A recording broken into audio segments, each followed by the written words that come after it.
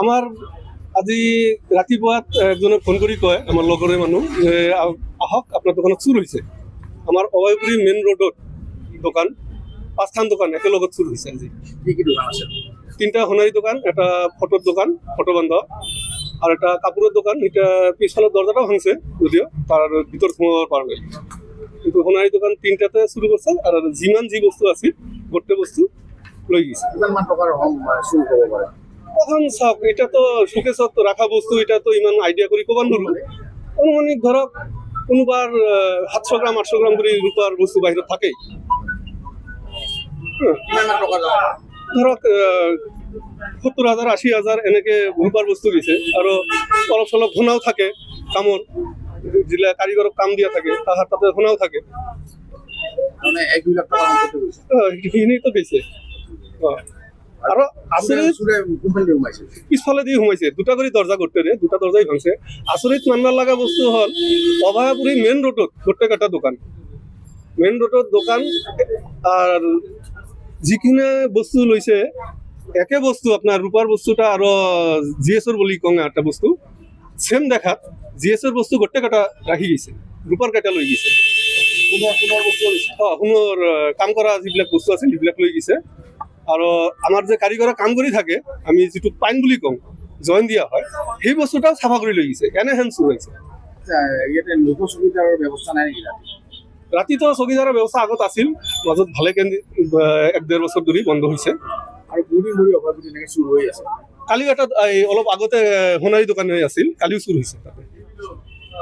আৰু মেইন সমস্যাটো হ'ল যে আমাৰ মেইন ৰোডৰ দোকান, ভিতৰীয়া এলেকাত যিবিলাক দোকান হ'ব সেইবিলাক কি হ'ব? আজি মেইন ৰোডতে দোকানৰ অৱস্থা যদি এতিয়া হয়, তে ভিতৰীয়া অঞ্চলত, অলপ বাজাৰৰ ভিতৰৰ অঞ্চলত যিবিলাক দোকান আছে সেইবিলাক কি হ'ব? আপোনাৰ দোকানৰ নাম কি? নিউ সুচিত্ৰা জুয়েলাৰ্স, এটা গোল্ডেন আৰ্ট, মাতৃ জুয়েলাৰ্স, 3টা দোকান সোণাৰী, আৰু ফটোৰ দোকান এটা। কাপোৰৰ দোকানখনৰ পিছফালৰ দৰজাখন ভাঙছে, ভিতৰত সোমাব পৰা নাই। অভয়পুৰী মেইন ৰোড গীতা সুইটেৰ লগতে। আমাৰ আজি ৰাতিপুৱাত এজনে ফোন কৰি কয় আমাৰ লগৰে মানুহ যে আহক আপোনাৰ দোকানত চুৰ হৈছে। আমাৰ অভয়পুৰী মেইন ৰোডত দোকান, 5খন দোকান একেলগত চুৰ হৈছে আজি। কি কি দোকান আছে?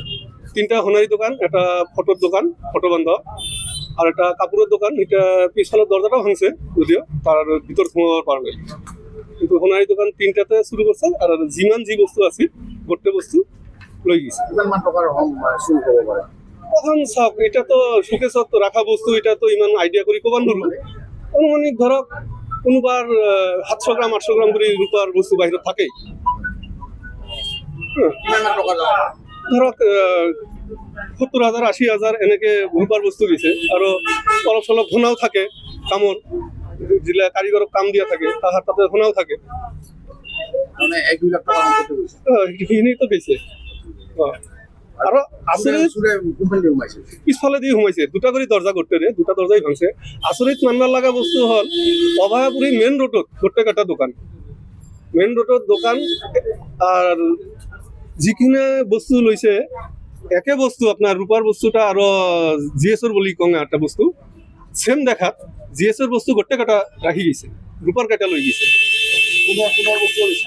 সোণৰ কাম কৰা যিবিলাক বস্তু আছিল সেইবিলাক লৈ গৈছে। আৰু আমাৰ যে কাৰিকৰে কাম কৰি থাকে, আমি যিটো পাইন বুলি কওঁ, জইন দিয়া হয়, সেই বস্তুটাও চাফা কৰি লৈ গৈছে। এনেহেন চুৰ হৈছে। ইয়াতে লোক সুবিধাৰ ব্যৱস্থা নাই নেকি? ৰাতিতো চকীদাৰৰ ব্যৱস্থা আগত আছিল, মাজত ভালে 1-1.5 বছৰ ধৰি বন্ধ হৈছে। আৰু বহুদিন ধৰি অভয়পুৰী এনেকৈ চুৰ হৈ আছে। কালিও এটা অলপ আগতে সোণাৰী দোকান হৈ আছিল, কালিও চুৰ হৈছে তাতে। আৰু মেইন সমস্যাটো হ'ল যে আমাৰ মেইন ৰোডৰ দোকান, ভিতৰীয়া এলেকাত যিবিলাক দোকান হ'ব সেইবিলাক কি হ'ব? আজি মেইন ৰোডতে দোকানৰ অৱস্থা যদি এতিয়া হয়, তে ভিতৰীয়া অঞ্চলত, অলপ বাজাৰৰ ভিতৰৰ অঞ্চলত যিবিলাক দোকান আছে সেইবিলাক কি হ'ব? আপোনাৰ দোকানৰ নাম কি? নিউ সুচিত্ৰা জুয়েলাৰ্স,